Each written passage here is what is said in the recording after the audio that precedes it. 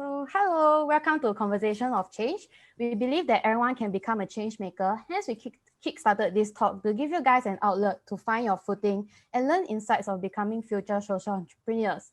Even if you're not interested in working in the social sector right now, this talk can give you a leverage on deciding your future career paths. And we have invited our first guest speakers, Greg and Adrian, to our talk where they will be sharing with us their journey of a social entrepreneur. So to start off, let's get Greg and Adrian to introduce themselves and their social enterprise, SG Assist. Greg. Anyone want to start? Okay, so hi, I'm Greg here. So we started this social entrepreneur social enterprise called SG Assist, and it wasn't really something that I ever think that I will want to do in the past.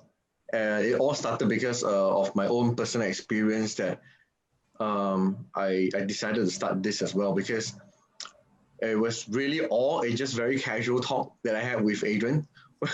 And then a very, very casual talk that turned into us, just sitting down, sharing about the pains that we face as a caregivers.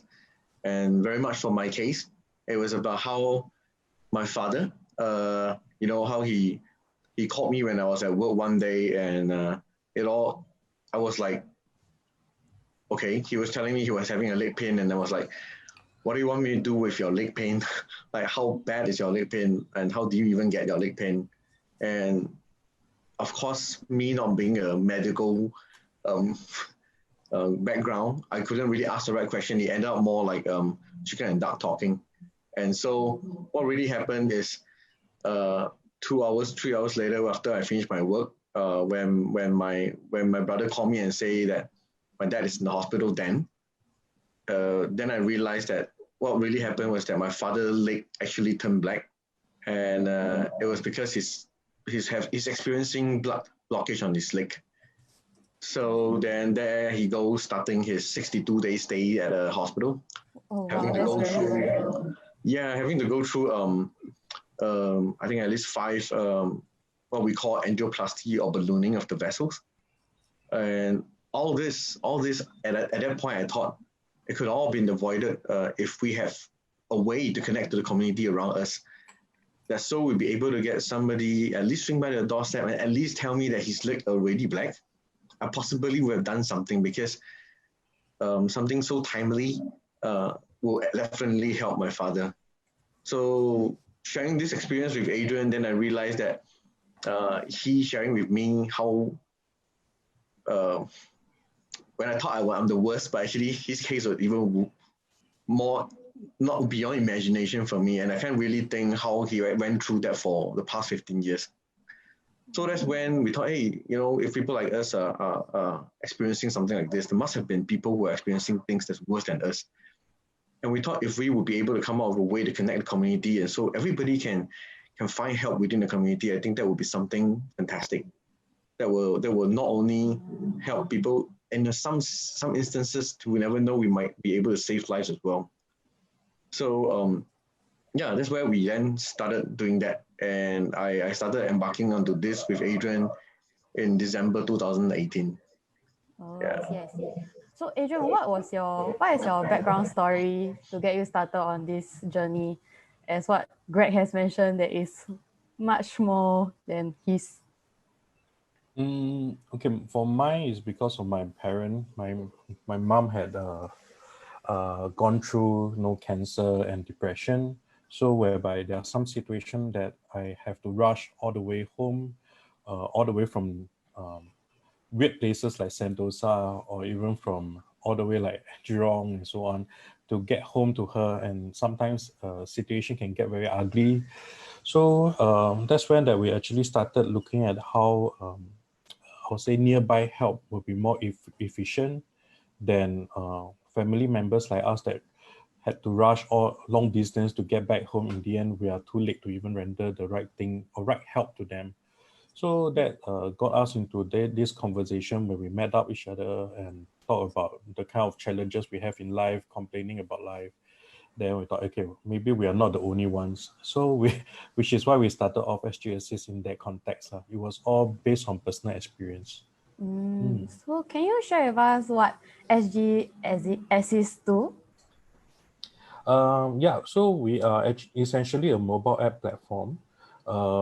Primarily, what we want to do is to connect the community together, no matter is it to serve the seniors or people with disabilities, or even at this moment, at this crisis right now that we are helping people who are under stay-home notice or even quarantine order. So essentially, this thing could be, we are just trying to use a technology tool to help the community to get help from each other. And in the long term, I would say on the long run, what we're trying to advocate is volunteerism as a lifestyle, whereby everyone can just find, helping people a very simple thing to do from their smartphone with a click of a button. They can find help or give help. And as it develops, we may even be able to develop some form of a ecosystem whereby we can help both the users and the volunteer to give gratitude to each other, just like the old kampong days, whereby you can just randomly go into a neighbor house to borrow salt or whatsoever, and the next day they will cook extra curry chicken for you.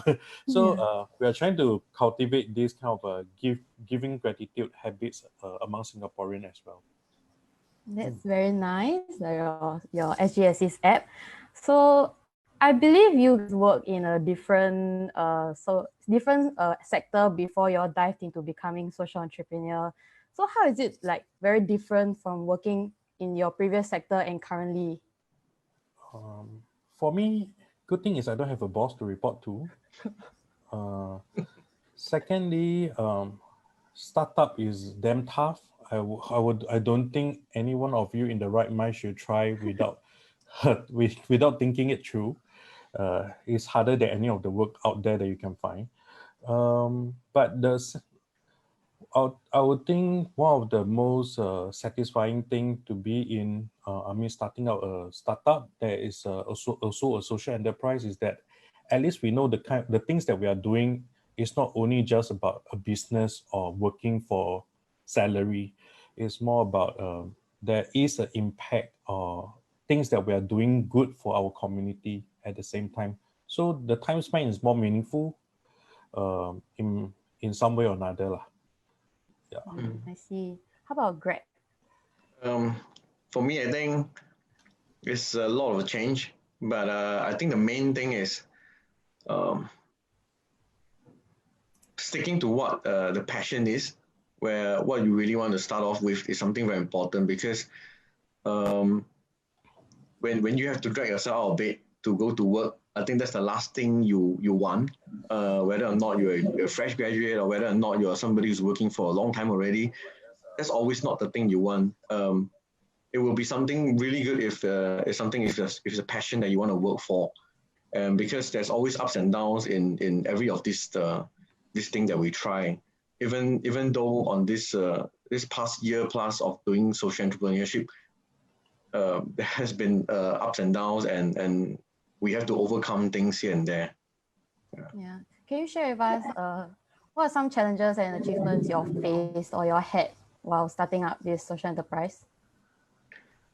Well, I think some of the challenges we face is that trying to really get the plan into a complete plan, listing them out, getting the full structures all together, and eventually putting the whole idea into a comprehensive idea, and not just a sketchy idea. Is something very important at the start for us, because I think there's a lot of people out there who wants to do entrepreneurship, but when they first started, they just think, oh, if there's an idea, they can just kickstart. But just like what Adrian say, you have to think through really a lot to make sure that the plan you have, the whole structure is, you have to think through all the possible gaps that you have. It's always good to go talk to a lot of people to really understand different points of views, because you will always think that your idea is the best. But when you speak to more people, then you learn that, hey, oh yeah, I didn't think about this, and hey, I didn't think about that. Then those are where the moments of depressed moment come in, because you will feel like, hey, well, we still got this not covered, we still got that not covered, but there will always be something that you're not covered. But what do you really want to do and how can you really handle it is something that we've been thinking all along. I see. So, Adrian, can you share with us what are some things that you all feel like you are very proud of when doing this, like working, embarking on the journey of becoming social entrepreneurs? Something that we're proud of. That Like any achievements that you all had. we're still alive right now. That's one of it. Basically, something that we should be proud of is that we only took us one whole year to prepare to where we are right now, and we are always we are only self-sustaining ourselves with our own savings. So we really had to save up a lot to get to today, and we spent a lot of money to build the platform. So, but we are grateful that in the last past 2 months since we launched the app, we have 1,200 volunteers island-wide. So we have That's a gotten lot. a lot of support. And we do have some up and downs in terms of the how the app has come to so far. Is that like recently a lot of complaints coming in, not complaints, okay, let's put it as feedback. So the feedback was that they receive a lot of notification, but there's nothing for them to help because they don't see anything at all. But the fact I is see. that we have so much volunteers who are ready to help people, to the extent that all the requests that was being put up are all accepted within a minute or maximum 5 minutes. Wow, So that's a very good achievement. yeah, so which is funny because people are messaging us saying that they saw the notification, but there's nothing for them to do. It's because it has been taken up. So Oh, wow. we had to do a lot of explanation because of that. We're hoping to still find a lot more use case, or I would say how we can actually offer this platform to help other social service agency or even other organizations in terms of getting real-time help for them, so that our volunteers don't feel so lonely or left out because there's nothing for them to do. I see, I see. So your app has been very well received by volunteers and your users as well. So yeah, you're even featured on Ray's Facebook page that I saw. And during this like circuit breaker period, right? Like how can you share with us how has your app impacted the lives of the community differently as compared to pre-COVID-19?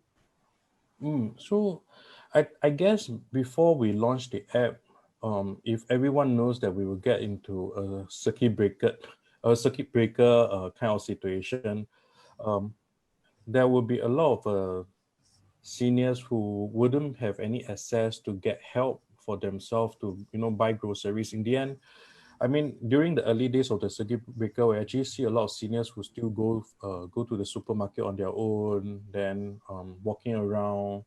Um, they it's not that they don't cherish their own life or they want to get themselves exposed to the virus, but it's because there's no other help for them out there. True. And for those people who have no other choice, that means they're under stay-home notice. I do have some friends or family oldest in family, but friends who are under SHN. But um, sometimes we also want to keep our family members safe, so they had to live on their own, or they actually move to somewhere on their own, so that they wouldn't risk their family member to get infected. So on their own, they have to rely on Grab Food or Foodpanda, or even online grocery shopping. But uh, as Singaporean are quite tech savvy, so a lot of all these services are actually all fully taken up, and you couldn't even get a delivery slot. And if you try to order food, then there's minimum delivery fee. So Yeah. every time you order for one person to eat, you're paying for at least 2 to 3% actually. Yeah. So with the help of our app, actually, I would think a lot of people who benefits from it actually save quite a lot of money, because their neighbors have helped them to relieve all this issue. And we don't even need them to, pay them like how a Grab Food or Foodpanda pays them. Yeah, and so on. I think we will have more social impact as we go longer further down the road. So what is your aim in the further down the road for this app? uh, We are hoping that in the future there wouldn't be any social service agency or volunteer groups will have a lack of volunteers, because by tagging onto our platform, they will have a base of Singaporeans who are ready to help them as long they are within the same area or short distance away. And the other thing is that we are trying to get everyone to share more about what is their skill set. Like I'm good at drawing, I'm good at designing website or whatsoever.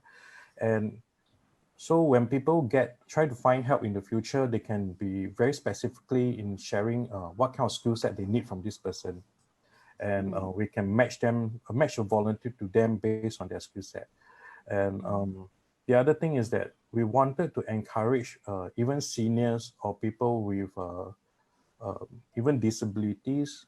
That means the beneficiary groups to step up to learn our mobile app, and eventually they could be also the person or the community that helps others.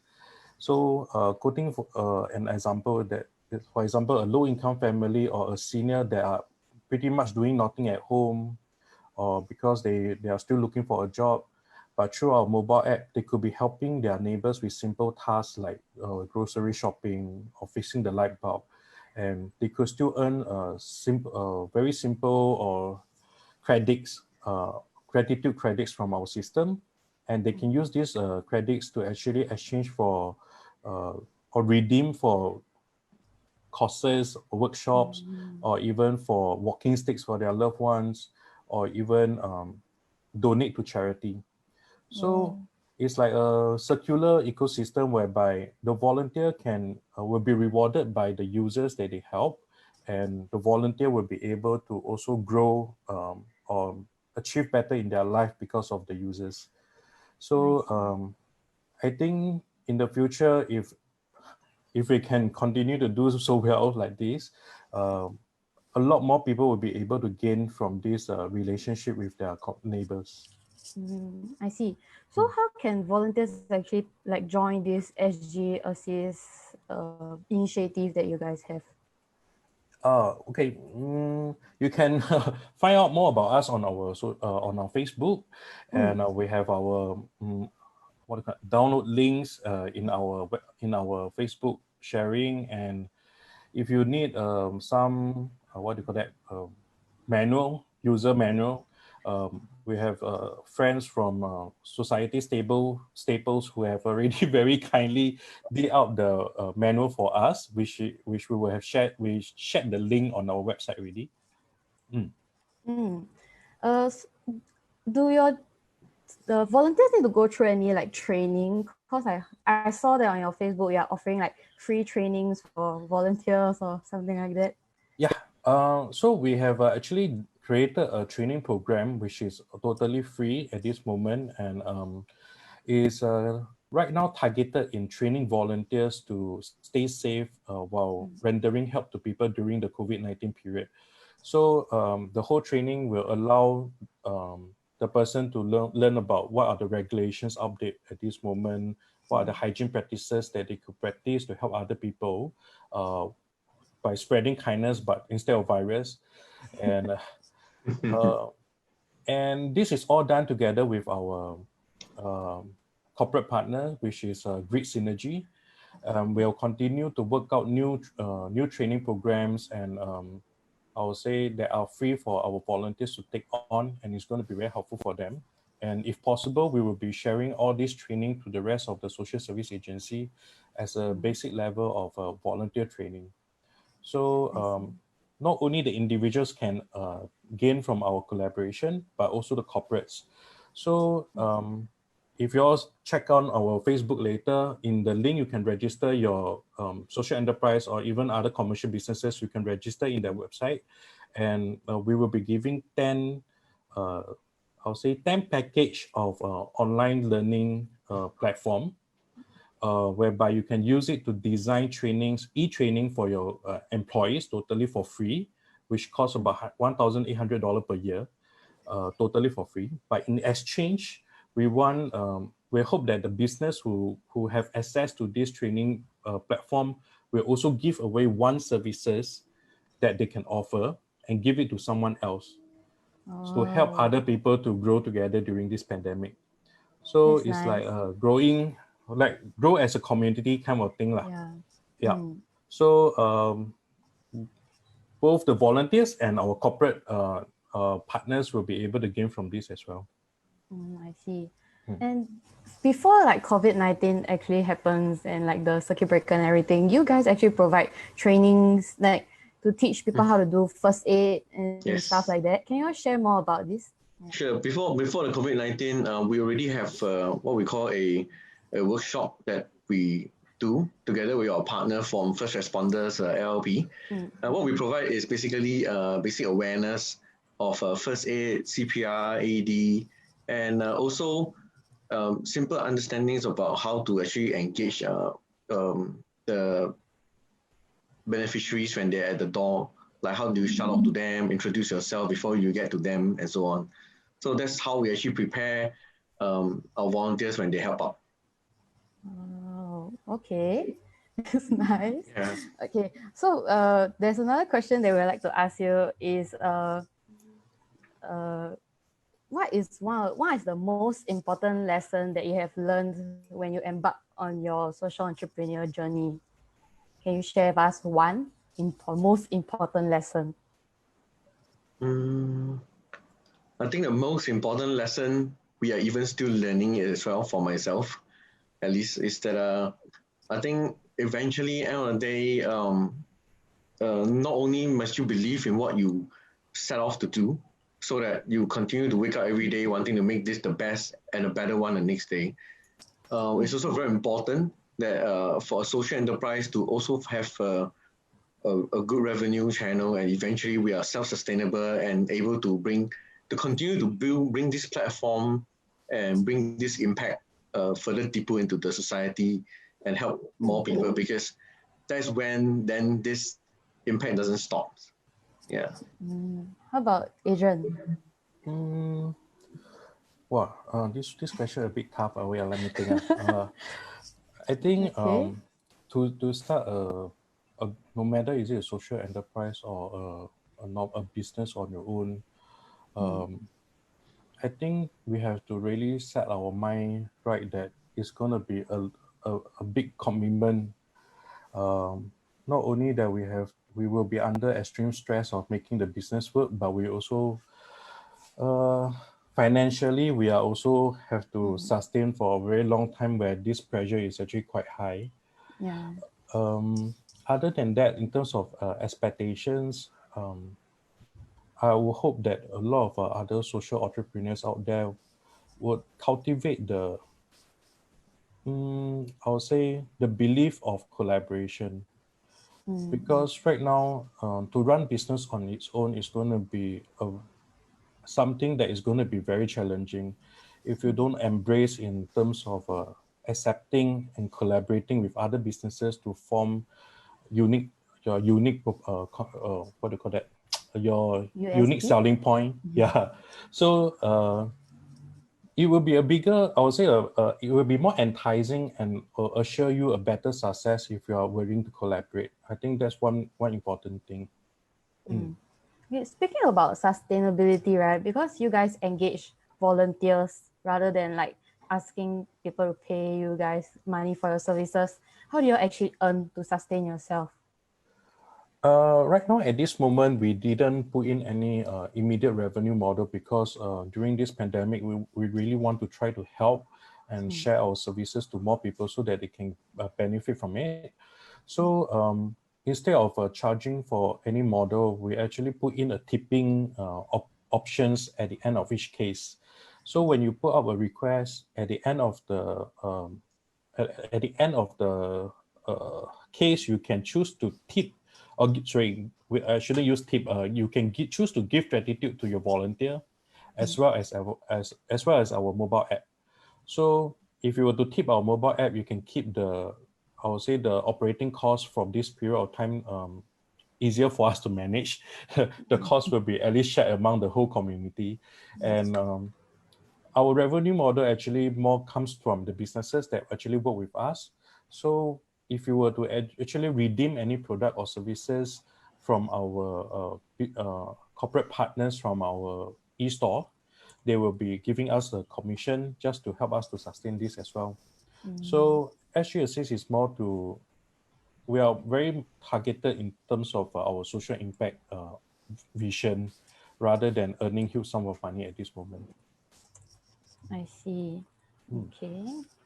How about, do you have anything else to share about your journey as becoming a social entrepreneur? Like, will you encourage people to become social entrepreneur? Is it rewarding? How is it like?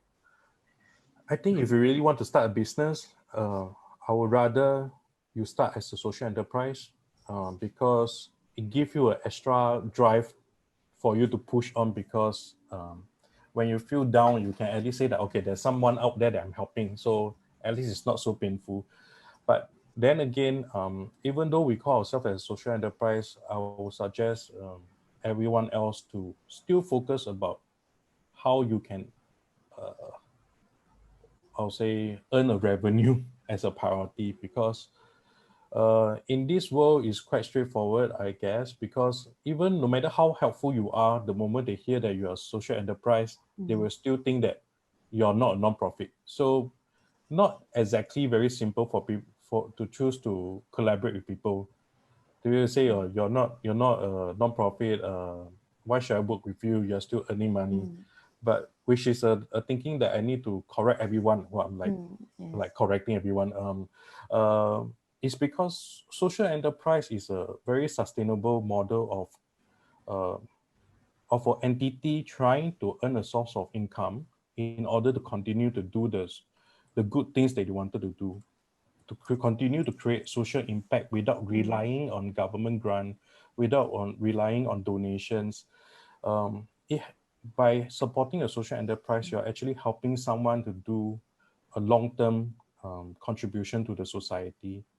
So I hope everyone can start to embrace the idea of social enterprise and, start to support all these social enterprise out there who have put in a lot of effort to make their business work. I agree. Coming from a social enterprise as well. Yes. So we do have a question from our public. They're asking what are your future plans of expanding SG Assist? That's for me. I don't know for Greg, but I was hoping that maybe our app could be, if the model really works from what we have learned in Singapore, we could actually bring this skill set or our knowledge to other part of the world, including especially within the Southeast Asia, whereby our Asian culture is still quite similar, so that we could, perhaps our app will work a lot more, I'll say effective or maybe more meaningful in other part of the world. How about Greg? Since Adrian said he's not so sure about yours. It's pretty much the same because we share the same vision, knowing that when we first started this in Singapore, right, as we have also shared in various events last year, together with even Race and all this, I think the many interest that comes in from other parts of Southeast Asia, and just like what Adrian mentioned, I think that cultural, that family beliefs, and traditional things that we still do are very much similar. So it definitely be one thing that we look forward to bring this to other parts of Asia as well. I see. So expanding beyond Singapore itself. Yeah, for sure. Yeah. So I have another question. It's they're asking, since now technology is constantly evolving, how do you ensure that your app stays current to the digital world while remaining reachable to the community beneficiaries? Like if your beneficiaries are mostly seniors in this case. This is the primary reason why our app was designed to support caregivers at the moment rather than the seniors. So as we learn, I would say to keep ourselves updated, we are constantly reviewing all the feedbacks that we receive from our users. And at the same time, we are always developing new, I would say, new functionalities and improving our current existing functions to fit the real needs.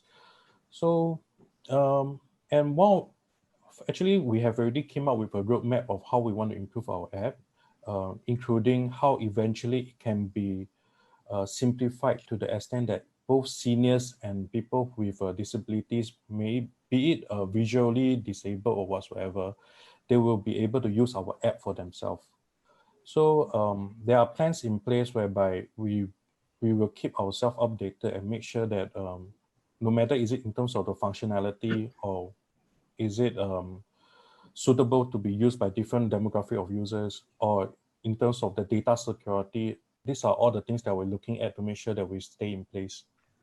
I think to add on, one of the things is also how Smart Nation Singapore itself has been trying very much to go into many SSAs to conduct more classes, to even share how to use, to get to really know how to use apps and so on. I think that part of it, together with our effort, we are really trying to stay ahead of the race more than catching the race itself. Meaning to say, preparing the future seniors to be really savvy enough to get help for themselves. That is something that we're really working on as well. Yes, that's a very nice answers, and I hope you guys can work towards that as well. And we have another question is like, what do y'all think the social enterprise landscape will be like in the future? Will it be the in thing, or what is it? What will it be like? In thing, Like, will it be the it thing that everyone will be following, setting up their social enterprise? I think it should become the norm. So it's just like how green sustainability becomes a focus to all the big corporates right now because of, I don't know whether is it because they care or is it because of peer pressure, but it's becoming important that all the businesses should think their business in a way that not only in producing results or profits for their own company, but also how they can contribute equally to social impact or even to sustainability as well. So this it doesn't only, I mean, it doesn't only help you in terms of achieving a better branding, but it also helps you to bring more supporters, and I'll say employees are also will be more happy to work with you. I'm sure, like, you know, like, yeah, you all can ask Xue Ming, are you happy to work in social enterprise? Yes, very. Yeah. So I think New it's a things win-win every day. situation. Yeah, we are learning new things everywhere, and Yeah. not only we learn about the business aspect, but we also learn about the fabric of life and what exactly is happening around us, that our business could have a deeper sense of belonging within the community itself. Yeah. How about Greg? What is your opinion of social enterprise in the future? Basically, I sing the same song, but what most important is how corporates should, or even anybody who do a startup for social enterprise, is really just to see how you can embrace the community and the issues that's happening around the community together into the effort that you're actually doing. Because the thing that we don't know is actually a lot of things that we do are just a small twitch away from helping the community and the environment grow together. And that's what actually a lot of social entrepreneurships are trying to do. But what they lack of is supports from various angles, be it corporates or government agency or even just the public, to actually really understand what they're trying to do. So I would really think if everybody take a little bit more time to sit down and think about how to embrace all this together, it really is the way forward, because it's the only sustainable way that we don't really just, expand away all the things that we use, but in a way we embrace and find ways to upcycle or stuff like that. I see. That's a very valuable insight that we all can learn. And there's another question. It's asking what are the considerations one should know before embarking on the journey? Sorry, I didn't catch that. Sorry, I'll repeat my question. What are some considerations one should have before they embark on the journey to become a social enterprise? What they should have? What they must know to enter the social enterprise sector? In my opinion, one thing that kept us going from the very beginning until now is that we must find the right founding members who have the same goals and willing to work hand in hand to make this possible. Because like I say, startup is not as just like a simple job from 8 to 6, or sometimes we work until 2, 3 a.m. in the day, at night, and so on. And if we have someone who don't perform well in the team, is actually, it will greatly affect the I would say the progress of how the business can grow. And secondly is that how every one of us can bring in our respective expertise to make sure that we don't step on the wrong thing. That means do the wrong thing at least. And the third one is to find out what are the resources that could help your startup in terms of the initial setup phase, how we can actually find the right resources and informations to get it going without wasting extra money.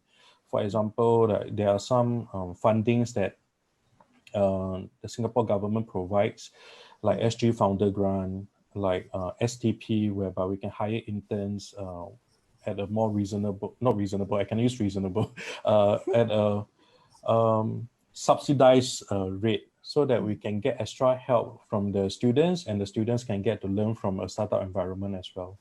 So with all this in place, then we'll be able to go for I'll say go the longer way, because it helps to save a lot of money. Like the SG Founder Grant is 30,000. It's really quite a big sum of money in terms of helping you to make sure that your initial administrative needs, like setting up ACRA, like hiring, what are the things that you need to know, the paperwork, you already have the first-hand experience to do all this processing. Yeah, see. So you guys actually work from a different sector, and then you all left your job to start SGSCs. And do you get your family support when you first started, because you left everything behind to embark on a new journey? I think the interesting thing about us is the whole team were people from already working in the corporate world for more than 10 years.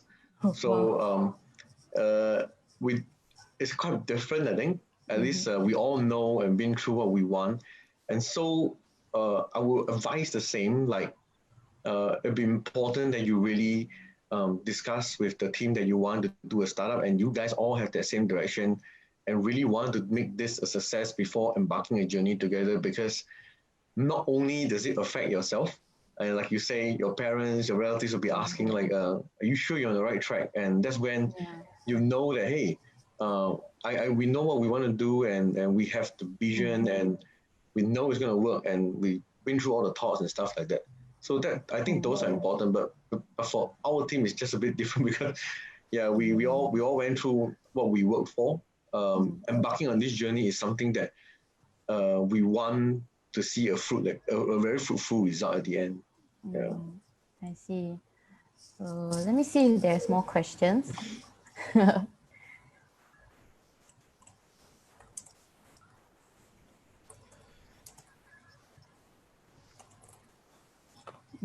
Okay. I think there's people typing. Hang on.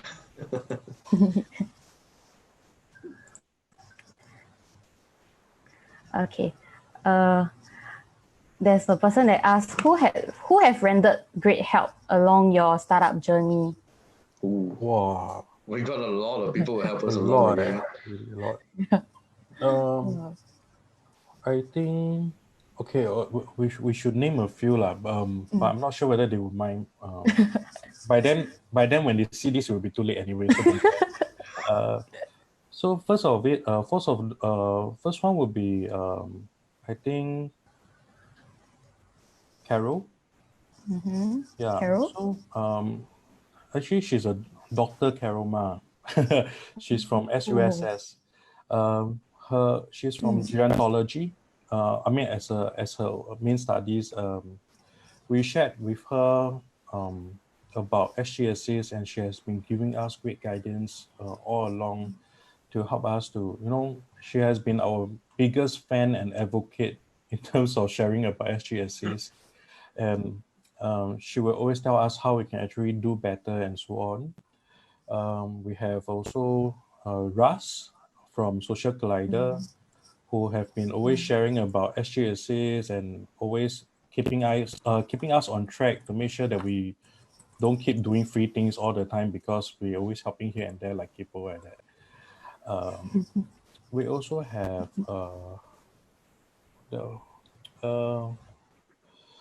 I think the other one we cannot name her, but right. yeah, we cannot name her. Later she will kill me. But she has been our mentor from the very beginning, because of one event that we took part in, and she's actually one of the judges. But she felt that what we are doing is so meaningful that since that day she has been continuously checking on us, giving us guidance and how we can actually do better, and introduce a lot of her friends from different walks of life to give us their opinions and how we can actually do better. So without her, we wouldn't have known so much people actually. Yeah. And of course, there's a lot of other people that we cannot finish naming. I mean, there's a lots of partners that embark on the initial journey with us, like providing a free course, which everybody finds very useful. First Responder LLP was one of them. Was the only one, not one of them, the only one to jump on board with us to really go into this, because believing the cause and the passion that we want to do and how it will really impact the community is something that brings on board.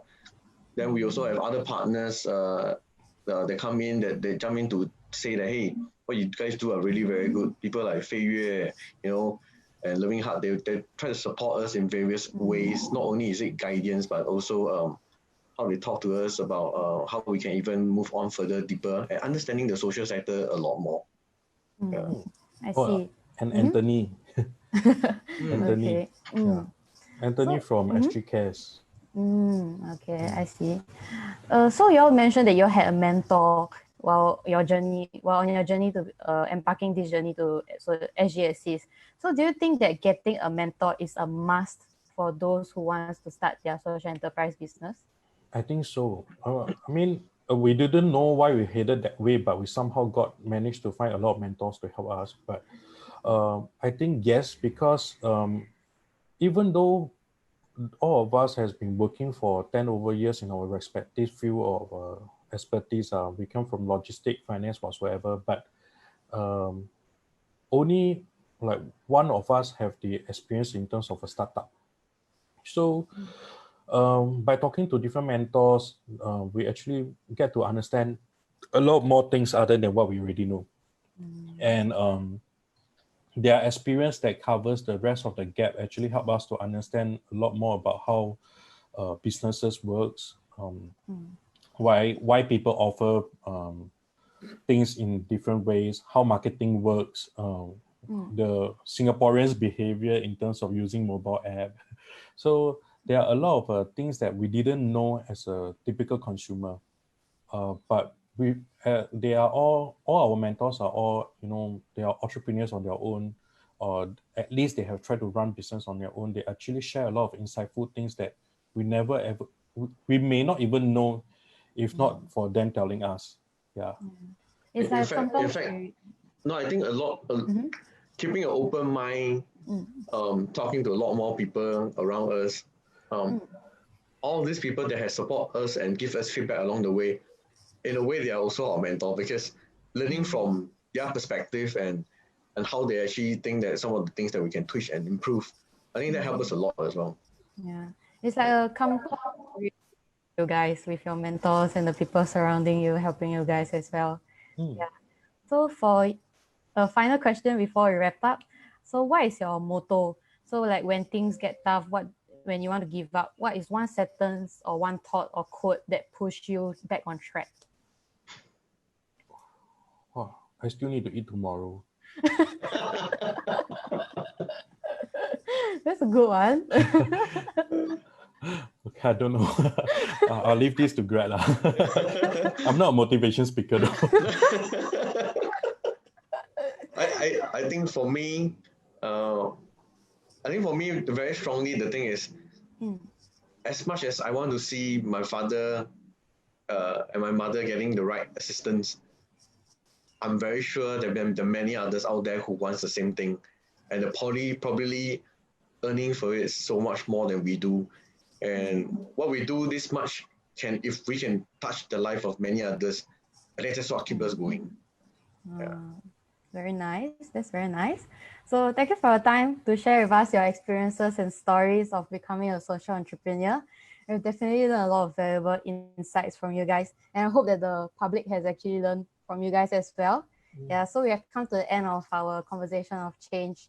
And for the public, thank you for tuning into our live, and we hope to provide such more of such content for you guys.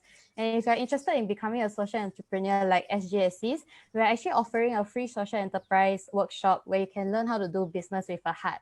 So for more information, you can actually visit our website at makethechange.sg. Yeah, so thank you for tuning in and have a pleasant evening. Bye-bye. Bye-bye. Thank you guys. Thank you.